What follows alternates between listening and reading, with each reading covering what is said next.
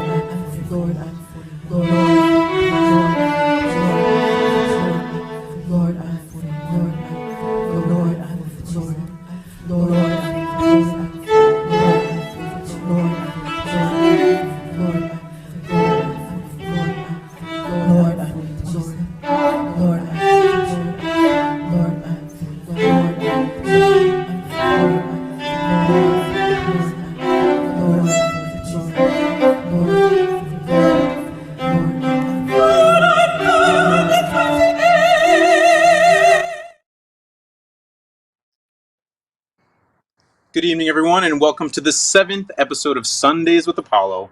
I'm Matt Detrick, your host and artistic director and violinist of Apollo Chamber Players. We'd like to extend a special welcome to any first-time viewers this evening. Buenas noches a todos, bienvenidos a Domingos con Apolo. Yo soy Anabel Detrick, violinista de Apolo. Le damos la bienvenida a cualquier persona que nos acompañe por primera vez y también a los que nos siguen frecuentemente. We also have Apollo's cellist Matthew Dudzik and our violist Whitney Bullock here with us this evening. Say hi, guys. Hi, everyone. Hi, welcome. Welcome. Happy Mother's Day. Thank you. We'd like to wish everyone a happy Mother's Day today. First, we'd like you to follow us and on YouTube. Sorry, like our Facebook page and subscribe to our YouTube channel. And also, for those of you that are on Facebook right now, just hit the share, and it'll come up first on people's walls and things. So we just want to make sure this gets out to as many people as possible. That's right. It's always a good idea to host a watch party. Tonight's program is a special tribute to Mother's Day, and we've asked our respective mothers to choose their favorite Apollo performances and memories for this broadcast.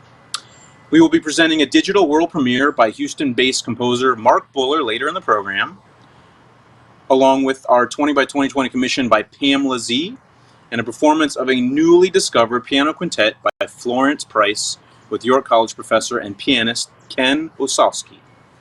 But first, we are so honored to welcome to the program Grammy-winning composer Libby Larsen, who 6 years ago helped us launch our 20 by 2020 project with the very first commission. Libby, how are you doing, and from where are you joining us? Well, hi, Matt and Annabelle. I'm doing just fine, thank you. I spent the afternoon with my grandsons and my daughter and son-in-law, so I'm feeling very happy. Haven't seen them for quite a while, so this was great.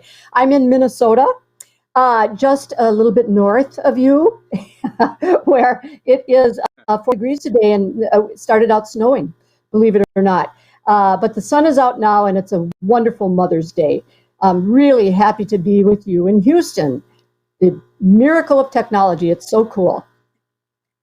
That's right. Happy Mother's Day to you, Libby. And since it's Mother's Day, maybe we could start out with a little conversation about some special memories you have of your mother and how maybe she inspired you to become the person you are today. Well, yes. Memories have been flooding in today about my mother, especially knowing that we were going to do this show. I thought I would talk about how much time we all spent in the kitchen. I had 4 sisters and my mother, and we washed the dishes, no dishwashing machinery in those days, and we cooked all the meals. Why I'm telling this story is that my mother had a record player in the kitchen, and we were all allowed to put our favorite record in a stack on the record player. So my mother would put Broadway musicals. My sister would put the latest heartthrob. I think it was Ricky Nelson at the time. My little sister would put Burl Ives on, the favorite kids. And I really loved classical Russian music. So I would put on Shostakovich symphonies and Prokofiev, and we would listen to those records while we were doing our work, and we would dance around. And I think that really set the tone for why I compose what I compose. But really, my mother loved music, all kinds of music. I forgot to say, she also put on stride boogie piano, which was her favorite kind of music. So we learned how to be disciplined about our daily life and yet listen to music and dance every day of our lives. And I have to say that I do that still today, every single day. Thanks to my mother, a good German mother. Sounds like a really nice variety of music that you had going on there. We really did. She had music on all the time. No stereos yet, even in those days. But we played the 78 records. Remember those?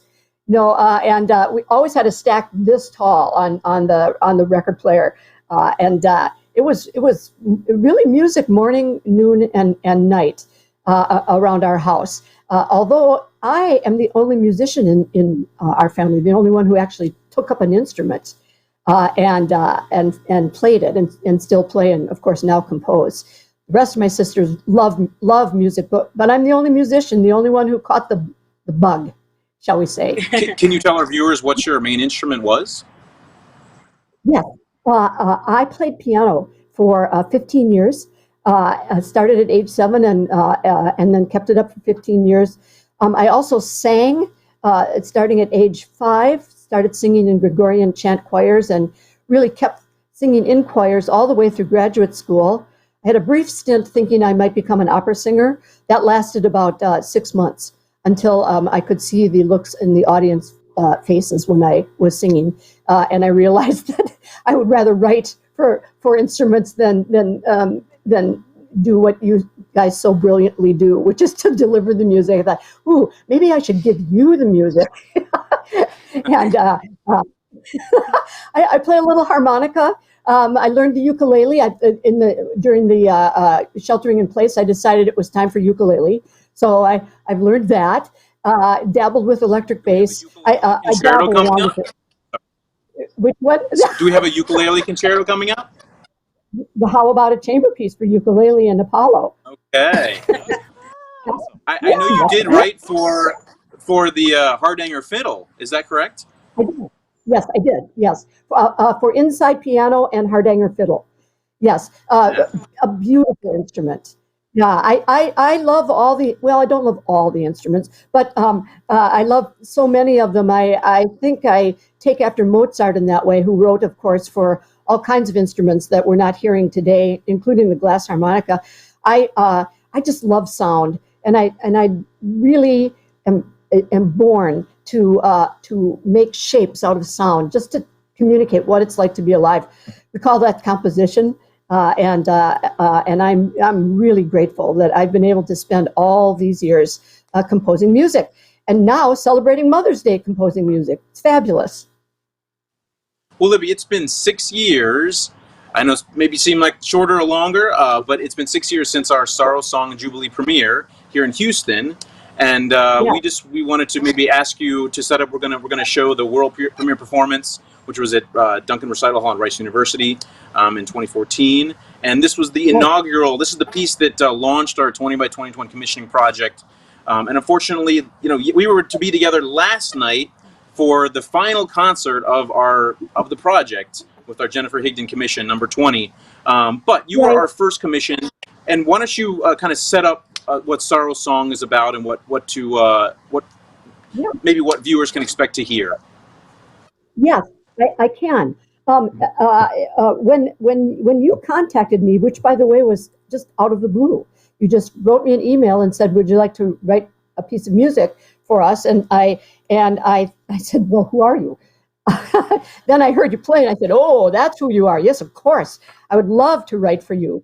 I had been at in a kind of a strange occurrence. I was a chair of education and technology at the Library of Congress in 2003, poking around in the library, doing all kinds of thinking, and I came across the name Harry Thacker Burleigh, who is a name that's a little more well-known now, but was not so well-known at the time. And curious about him, I began reading and thinking about him, and quickly discovered that in the 1890s, he was one of the most famous musicians in New York, an African-American musician with an absolutely glorious baritone voice. And his grandfather, Harry T. Burleigh, had handed down the whole tradition of African-American spirituals to him. So he was a repository of what we now know as the spiritual tradition. He was a fine musician, and here's where the piece Sorrow Song and Jubilee comes in. He was studying at the National Conservatory for Music in New York at exactly the same time that Antonin Dvorak was there. That was 1892 to 1895. Dvorak quickly discovered in Harry Burleigh a repository of American music that Dvorak would never have been able to discover because, of course, this repository was not written down. It's an oral tradition. So Burleigh and Dvorak formed what I call a creative partnership, and I thought, there's my piece. I'm going to write. I don't know what this piece is. I'm going to write it. Now, with your commission came an amount of time, which I think was 6 minutes or 7 minutes of music that you were asking for. And I thought, oh, this is too big a subject, But then I remembered that Dvorak wrote really one of his most famous pieces, which is the Dumka and Furiant, Opus 12. I think that was in 1884 that he wrote it. And I thought, oh, I wonder if I could take that form, which is a slow and elegiac opening, followed by a very lively dance with shifting kind of meters, all compacted into one piece. And I wonder if I could take that model, but then borrow the tune "Swing Low, Sweet Chariot," and muse upon that a tune in a Dumka and Furiant form, but then call it Sorrow Song, which is Swing Low, Sweet Chariot, and Jubilee, the dance. Am I making sense? I hope so. So we're going to hear a very making old sense to us, and let's Can we hear? So it's going to be. Let's let our sorry, we lost you there for a second, Libby. But why don't we listen to the piece and we'll discuss a little more. Okay, great. And in fact, when we asked our mothers what their favorite Apollo piece was in their memory, two of our mothers actually said Sorrow Song and Jubilee. So Matt and Whitney are going to set up the introductions by their mothers. Go ahead, Matt. Well, happy Mother's Day to everyone out there, and a special happy Mother's Day to my mother and my 92-year-old grandmother and my wife. So this is just going to be a quick clip of my mom recounting some of her favorite Apollo moments. And as you can tell from our conversation so far with Libby, it's easy to understand why she's so drawn to her music and wanted to hear it this Mother's Day. And I think Whitney is also going to talk quickly about her mother and her favorite memories. Go ahead, Whitney. Yeah, thanks, Dudzik. And so happy Mother's Day to my mom, Cynthia. And when I found out that Matthew's mom had also chosen Sorrow Song and Jubilee as her favorite Apollo piece, I thought, I guess great moms must think alike. So my mom also chose Sorrow Song and Jubilee, and she will be explaining a little bit about why that's her favorite piece as well. So please enjoy. I'm Diana Dudzik.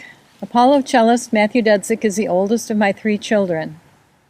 I have many favorite Apollo memories, like the time my daughter-in-law Shino and I sat in the back row at the Match Theater during their Texas Roots concert. She wasn't feeling very well, and I finally said, "I think you might be in labor." My first grandson was born the next day. I loved their Basque and Slavic Soundscapes concert at Carnegie Hall, and my first time in New York City. And I got to attend a dress rehearsal of the Houston Ballet's performance of Cacti that featured Apollo, where Matthew was the first thing you saw and heard on the blackened stage. With the dramatic lighting, he looked so much like my late father that it just moved me. Then a few years ago, my husband and I were in Hanoi, Vietnam, where we'd worked for several years. One of the 20 by 2020 composers, Vu Nhiet Thanh, was having trouble applying for his visa, so I got to help him work through the burdensome online application process. But the piece I'd love to hear this Mother's Day is Sorrow Song and Jubilee by a fellow Minnesotan, composer Libby Larsen. Matthew's father and I were at the concert where Apollo premiered this work. The piece has echoes of Dvorak's New World Symphony and of the spiritual Swing Low, Sweet Chariot. I think the notions of sorrow and jubilee, deliverance and hope are especially meaningful during this time of COVID. Happy Mother's Day to my 92-year-old mom and to all the mothers out there. Thank you, Apollo. Hello, my name is Cynthia Bullock, and I'm the mother of Apollo's violist, Whitney Bullock. She is my eldest child and convinced me to let her learn how to play the viola when she was in the 3rd grade, even though neither one of us had any idea what the viola was at the time. I currently live in Louisville, Kentucky. I have attended many Apollo concerts, both in person and virtually. I would have to say my favorite piece that I have heard Whitney and her colleagues perform is Sorrow, Song, and Jubilee by Libby Larsen. This was also the first composition in Apollo's 20 by 2020 initiative. I had the pleasure of hearing the premiere of this piece on September 21st, 2014. This was a special performance for me to attend because I had flown to Houston to surprise Whitney and hear this concert. I got to meet Libby Larsen, who is a wonderful person. I had never heard the premiere of a new piece of music before, but Libby's writing and the expressiveness of Apollo really touched me. Thank you for listening to and supporting Apollo Chamber Players.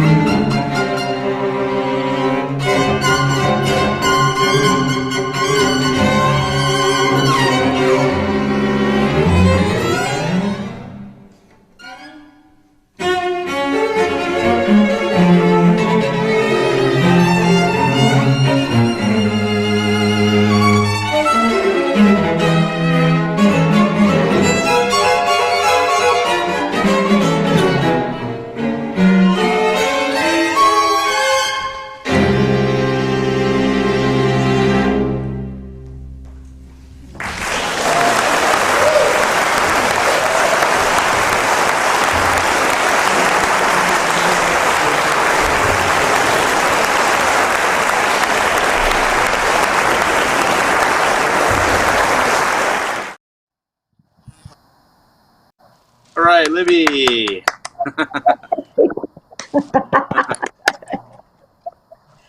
It's always so fun to relive that piece, and we performed it, I mean, hundreds of times now, actually.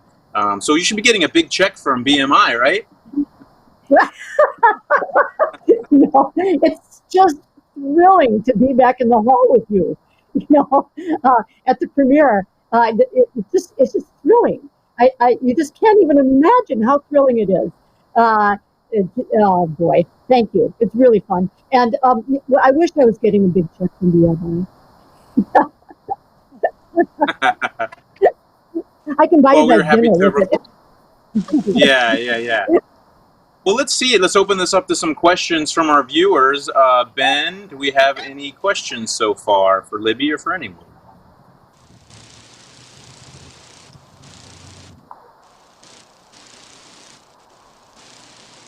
Okay, let's read this. Hi, Libby. What is your tried and true process for composing a new piece of music? Great question. That's a great question. Let's see. Well, first is to always remember that that I have instincts about what's going to make a good piece of music, but I always have to put technique in service of the instincts. So for instance, with Sorrow Song and Jubilee, I mean, you are world-class performers, and I need to give you some music that challenges the best in you, and so I try to match a great idea with the technique I need to put the piece together, and then give myself enough time to let them both kind of like a sourdough starter, kind of bubble together until musical ideas. I can really hear the musical ideas in my head. And I hear the whole piece before I write it down. The last thing I do actually is I still work in paper and pencil. So the last thing I do is write the piece down. I spend a lot of time working on the music in my head, because that's where music lives best. For the composer is in the head, not on the computer. So my tried and true process is to always have good ideas, to be really curious about them, but to work as hard as I can to make sure the technique that is available to deliver music that is worthy of you, it comes together at the same time as the idea. Also, I need a lot of space because I'm a kinetic person. You can probably tell I move around a lot.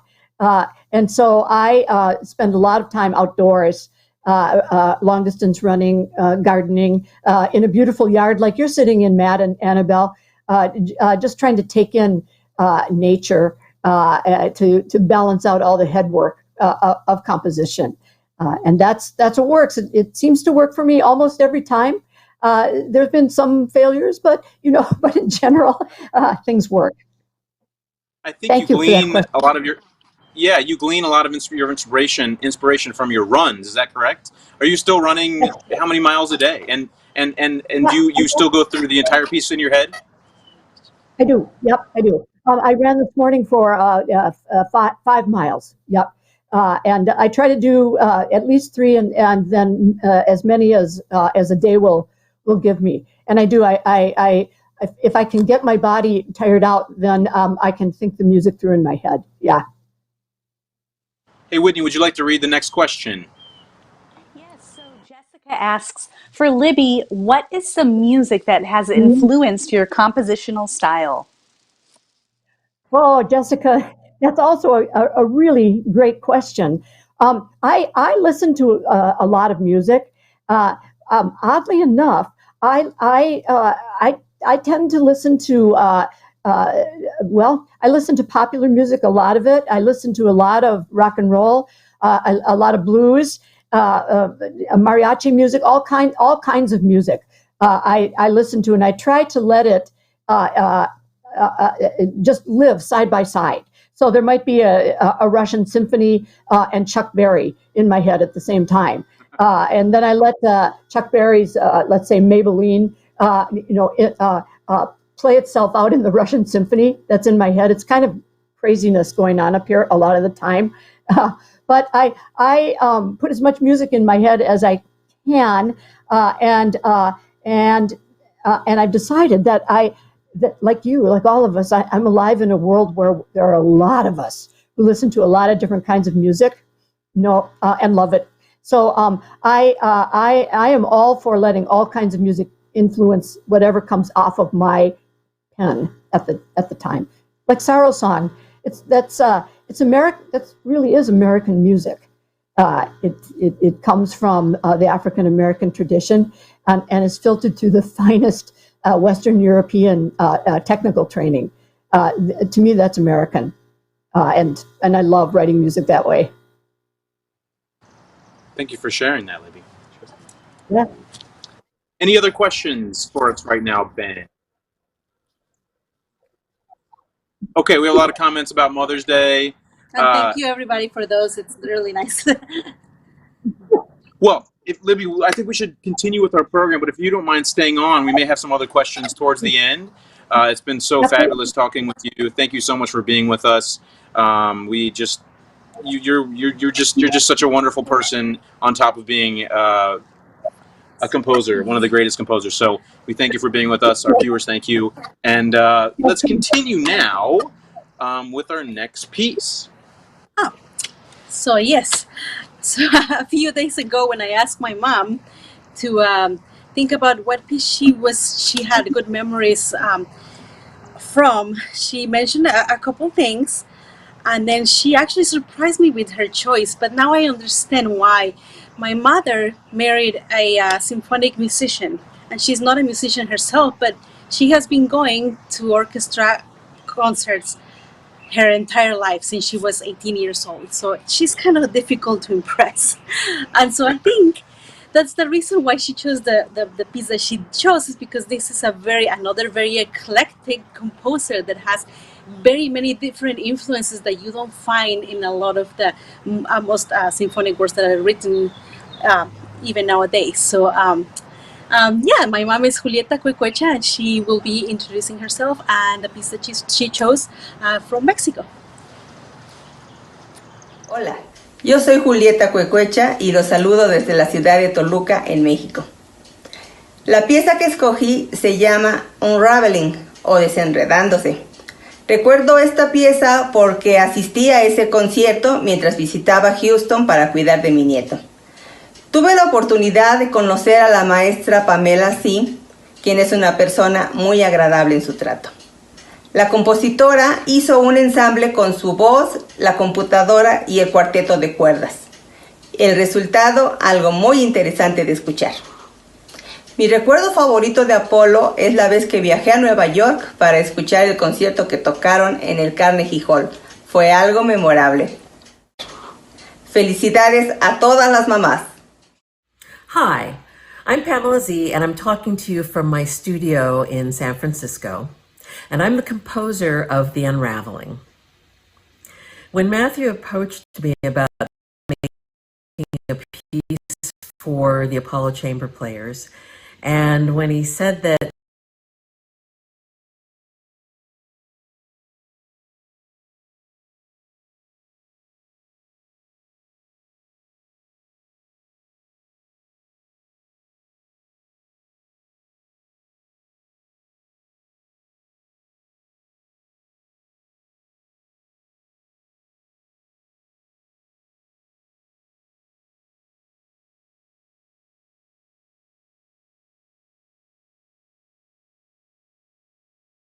So I composed a piece that's in 4 movements, and each of those movements is kind of connected to something about that particular period of time. So the first movement is sort of an homage to Joni Mitchell. There's a movement that is taken from a lyric of a Peter, Paul and Mary song. There's another movement, and there's a movement that kind of reflects on my times when I used to drive around in a hippie bus and did a lot of busking, playing my 12-string guitar and singing a lot of songs that I wrote, and a lot of Joni Mitchell songs.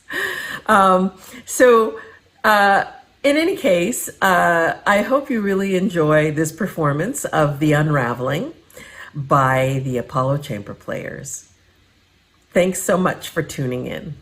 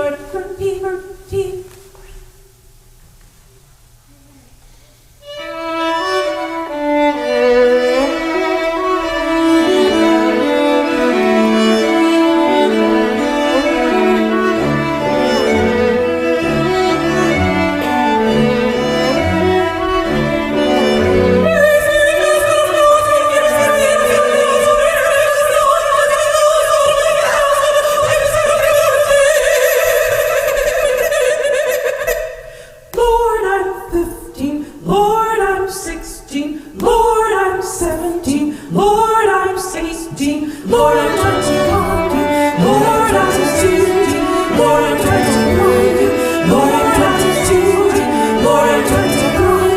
Lord, I'm 26. Lord, I'm 25. Lord, I'm 26. Lord, I'm 21. Lord, I'm 26. Lord, I'm 27. Lord, I'm 38. Lord, I'm 39. Lord, I'm 27. Lord, I'm 40. Lord, I'm 40. Lord, I'm 30. Lord, I'm 40. Lord, I'm 40. Lord, I'm 40. Lord, I'm 40. Lord, I'm 40. Lord, I'm 40. Lord, I'm 40. Lord, I'm 40. Lord, Lord, I'm 40. Lord, Lord, I'm 40. Lord, Lord, Lord,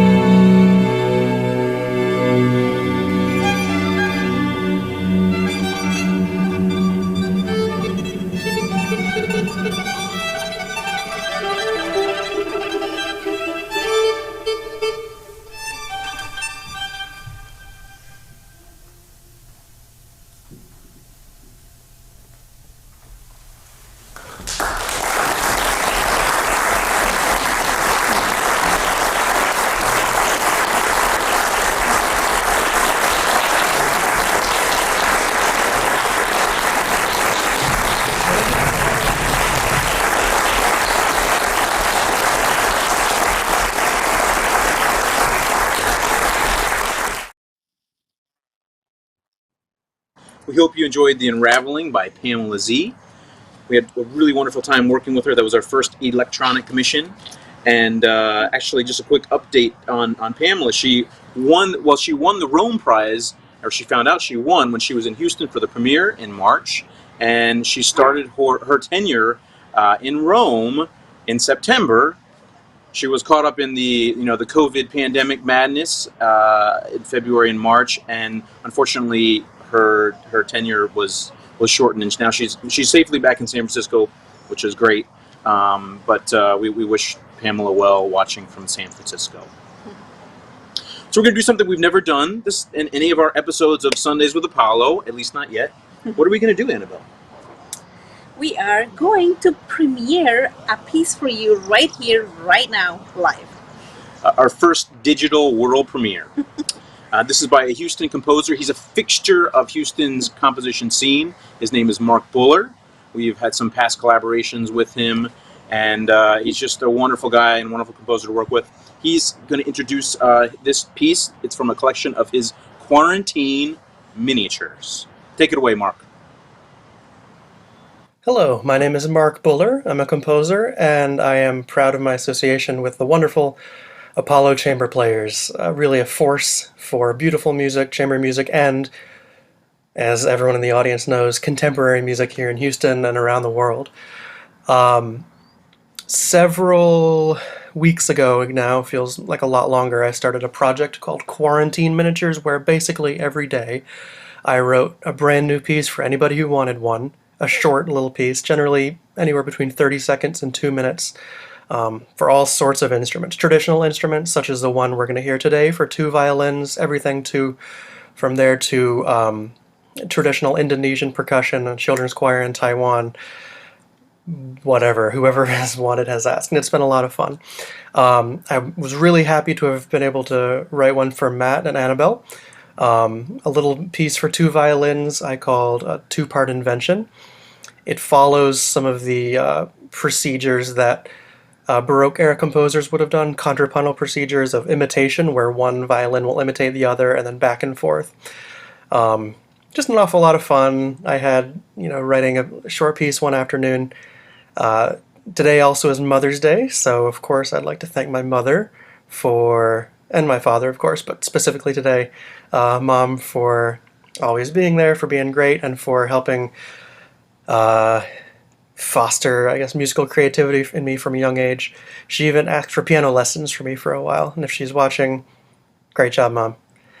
Thanks again to all of you for tuning in. Hope you have a great day.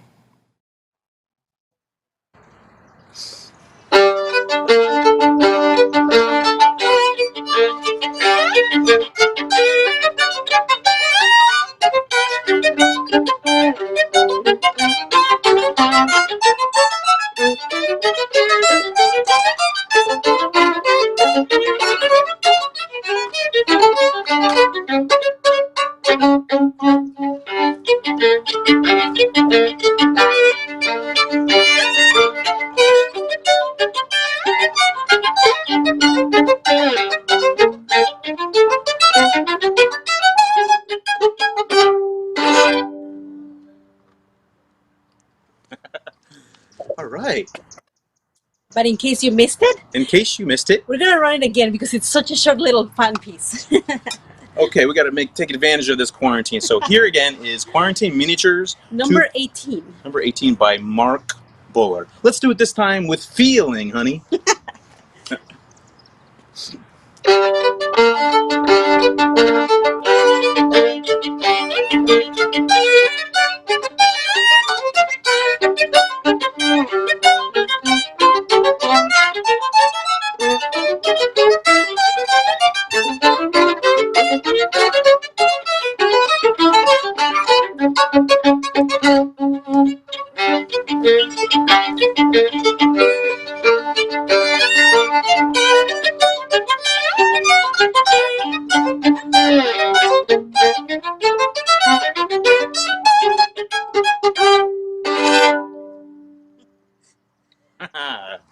Applause, applause, applause. Okay, neighbors. Thank you, Mark. Okay, thank you guys so much. Again, thanks to Mark Buller for writing us this quarantine miniature. He has a nice write-up in the Houston Chronicle about this project. I encourage you to check that out. Okay, so now we are going to move to, we have a special friend. He's a pianist. His name is Kenneth Osowski. He's professor of piano at York College of Pennsylvania. It's actually my hometown in Pennsylvania. We performed with Ken this past November as part of the York College Chamber Music Series. You'll hear some of this performance in just a few moments. When the stay-at-home orders began, Ken started a project to record Johann Sebastian Bach's famous Well-Tempered Clavier books. So here's Ken to tell you a little bit more about his project, followed by his performance of 2 Well-Tempered Clavier pieces in honor of Mother's Day. Take it away, Ken. Hello, my name is Ken Osowski. I am a pianist. I live in Stewartstown, Pennsylvania, with my wife and our 2 dogs and 3 cats. That's one of our animals, Loopy, who's under the piano there. So we live in Stewartstown, PA, which is about 20 minutes away from York, Pennsylvania, and I serve on the music faculty at York College of Pennsylvania. We're just about an hour or so north of Baltimore, Maryland. So first off, I want to say thanks to Matt Detrick and the Apollo Chamber Players for inviting me to be a part of the Sundays with Apollo broadcast series. It's a really wonderful thing that they're doing. And I also want to thank them for inviting me to collaborate with them in person last fall. We performed the Florence Price Piano Quintet in York, at York College, with another performance as well in Lancaster, at Church of the Brethren there. And that was a really exciting experience. This was new music for all of us. It's not newly composed, but it's a recently discovered major chamber work by a great American composer in Florence Price. So I hope you enjoy our performance of that, which you'll be hearing today. I'll also be presenting a couple of solo performances of Preludes and Fugues from Bach's Well-Tempered Clavier, Book 1. This is an outgrowth of a project I've been doing recently since we've been more or less working from home. I've been calling it my WTC Journal, short for Well-Tempered Clavier Journal. And in this process, I've been sort of online journaling about a prelude and fugue from Bach's Well-Tempered Clavier every day. I've sort of taken a little bit of a hiatus recently since I just completed Book 1. But I've selected 2 of them, the G major and the B flat major from Book 1 to share with you today. They're both incredibly energetic, effervescent, and upbeat pieces, and I really hope you enjoy them. So finally, I just want to say Happy Mother's Day. I believe this is going to be broadcast on Sunday, on Mother's Day, so especially Happy Mother's Day to my mom and to my amazing mom and my amazing mother-in-law, Terry and Sheila. And Happy Mother's Day to all the moms out there as well. Again, thanks to Matt and the Apollo Chamber Players for inviting me to be a part of this, and I hope you enjoy the music.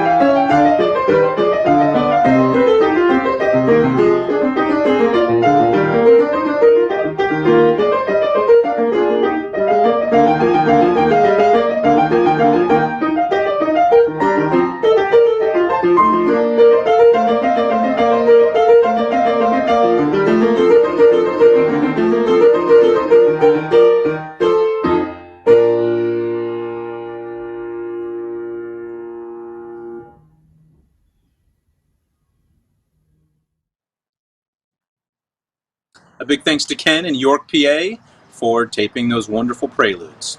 There's always time for some Bach in everyone's lives. That's right. So the final work on tonight's broadcast is a work that was discovered in a dusty attic just a few years ago. 20th century composer Florence Beatrice Price has been experiencing a much and very well-deserved renaissance as of late. But it was in 2014 that we found her 5 folk songs in counterpoint collecting electronic dust in the University of Arkansas Public Library. We edited and transcribed this work and premiered it later in that year as a part of the program that launched our 20 by 20 commissioning project. Price was inspired by the Czech composer Antonin Dvorak to use the music of her ancestors, African-American folk songs and spirituals, as the basis of her compositional voice and aesthetic. Tonight you'll hear our 2019 premiere performance from her monumental piano quintet in A minor, which indeed was found in the attic of her Chicago home in 2017.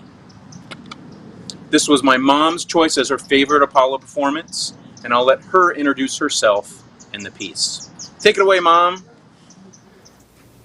Hi, my name is Joni Detrick, mother of Matt Detrick. Matt's dad, Joe, and I live in York County, Pennsylvania, where Matt grew up. I'm a retired public school music teacher and continue to teach private violin and viola lessons. In 2014, Apollo first premiered recently discovered compositions by the African-American composer Florence Beatrice Price. She was unknown to me at the time, but I immediately fell in love with her music and Apollo's arrangements. This past fall in York, Pennsylvania, Apollo premiered another recently uncovered work, her piano quintet in A minor. How Florence Price incorporates elements of African-American rhythms and syncopation with blues-inspired melodies is what initially and continues to attract me to her music. In addition, the fact that this performance was held at the York College of Pennsylvania, where I am an adjunct teacher in the prep program, and featured York College piano professor Ken Osowski, has made this piece and performance a favorite of mine.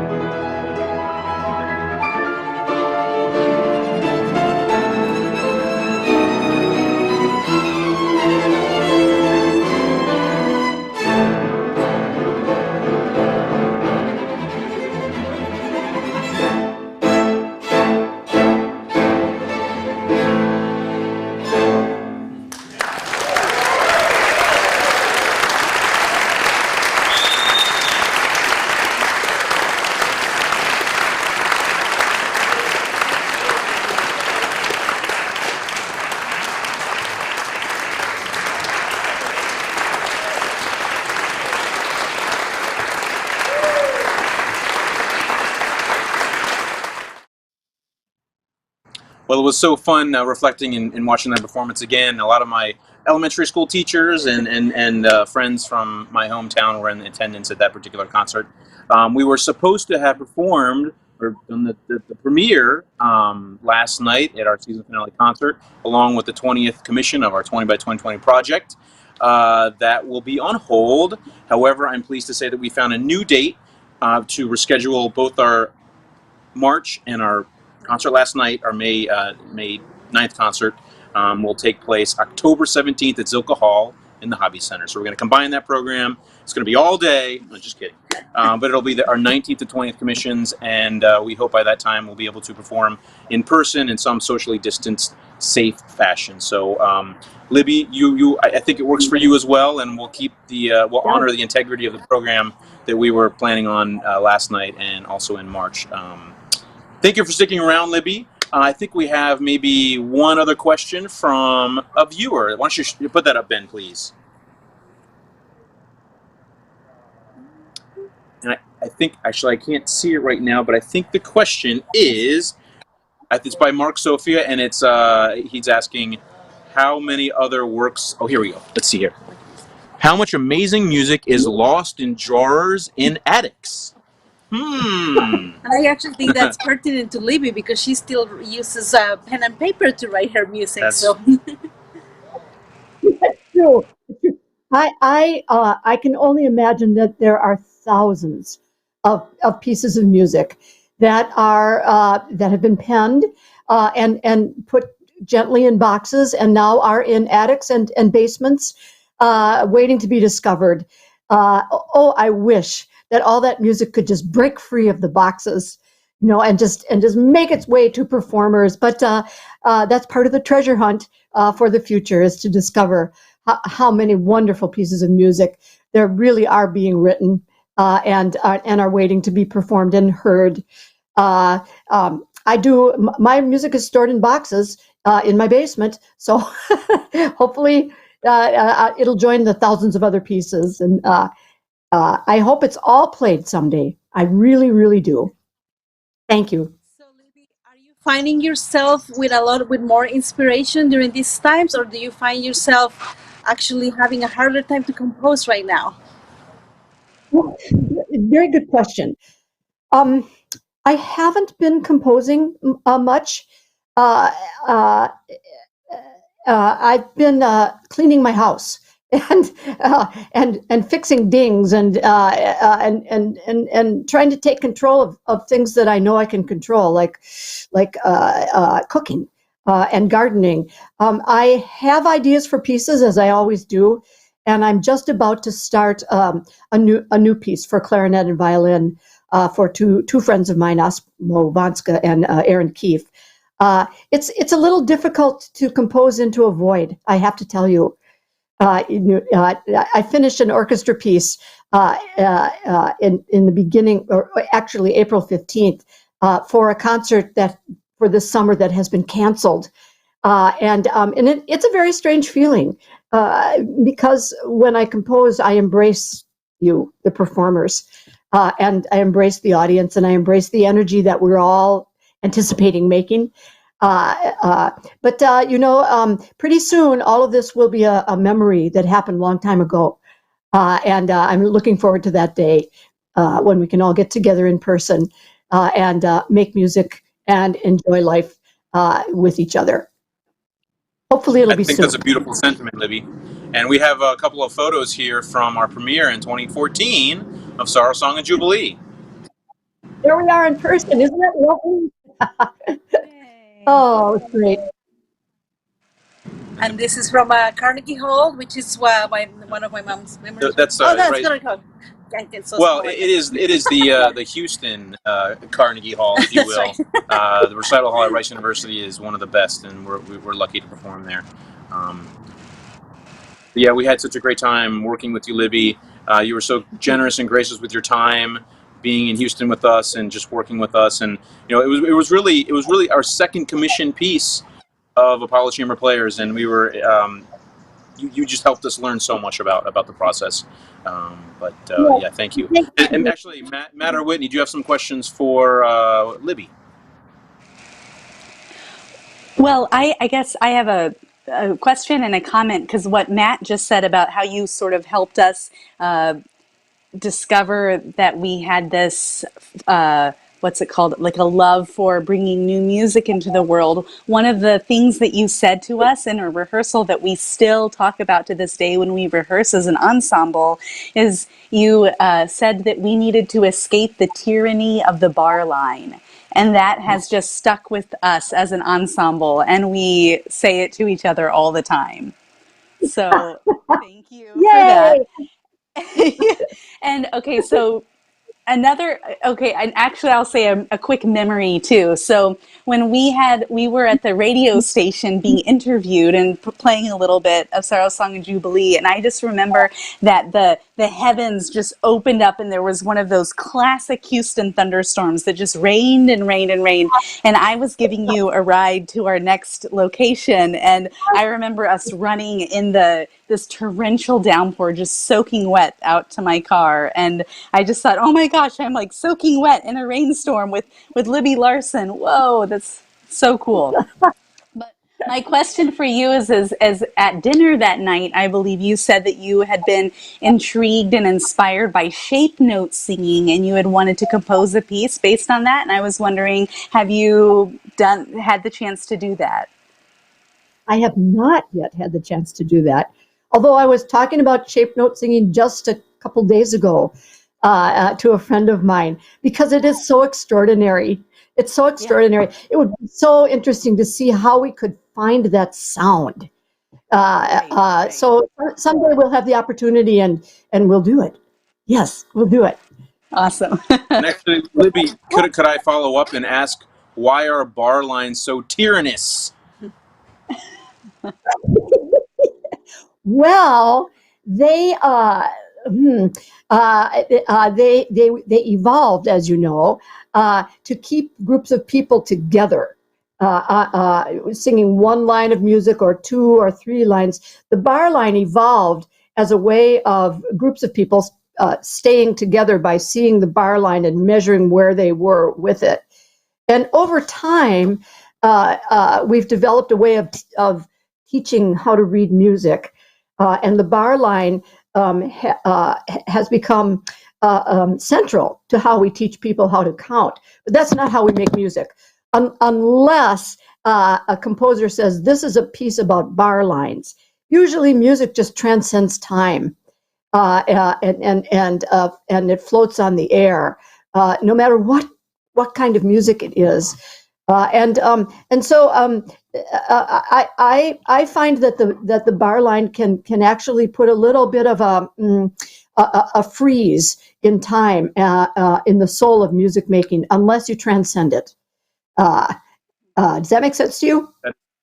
That's so beautifully stated. And for any viewers that may not be listening, a bar line is just like, it's sort of like a dash or a period. Maybe not a period in writing, but it is some kind of punctuation mark. And I think when you're reading, that helps, or that helps dictate the flow of the piece. So that was very beautifully stated. Hey, Matt Dudzik, what about a question for Libby?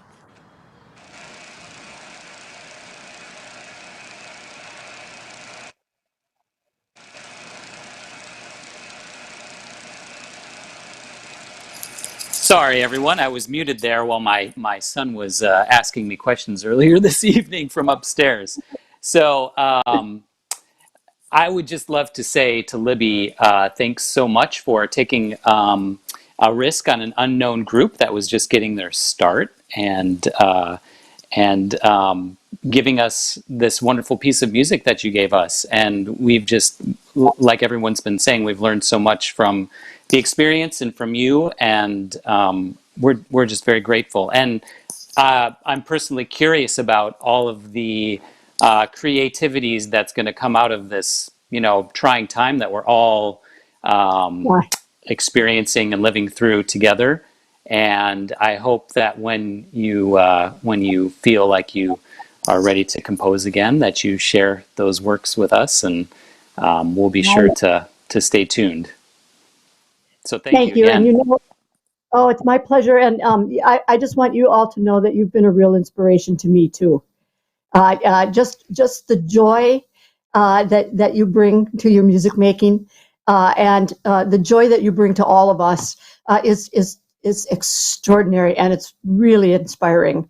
And I'm so glad to be that we make music together. It's just a great joy, and I hope that everyone who is with us this evening can feel how much love is in this in the air right now. And it's all because of music. We are so lucky. Music is taking us through life, and isn't it cool? It's really, really a cool. real privilege. Yeah, Libby, I mean, there's no better way to say it than that. I mean, music and art, that's what beats the human soul. That's how we're going to get through this. So let's raise our glasses to Libby Larsen. Happy Mother's Day. And I'd like to also express my love for my own mom. Ben has a picture of me playing I'm around 6 years old. Let's see, are you going to put that one up? And there we go. So I'm the oldest of 3 kids, and my brothers also played violin. So anyway, thank you, Mom. Happy Mother's Day. Happy Mother's Day to everybody out there. Yeah, we'd like to close by thanking Ben Doyle, Ryan Edwards, Shannon Smith for their wonderful videography and audio skills. We'd also like to thank all of you that have supported our broadcasts. Your gifts have helped launch our digital program to thousands here in Houston and actually around the world. Remember to continue to support our initiative by contributing. And yeah, okay, please like our Facebook page and follow us on YouTube to get the latest episodes. Our next week episode, I think, is going to be very exciting. We will be announcing our 2021 season with special guests including electric violinist Tracy Silverman and composer Kimo Williams, and a few other surprises. So we hope you will join us next Sunday, same time. Be well, stay safe, and thank you so much for joining us this evening. We'll see you next week, the same time, digital place for Sundays with Apollo. Good night, everyone. Thank you so much.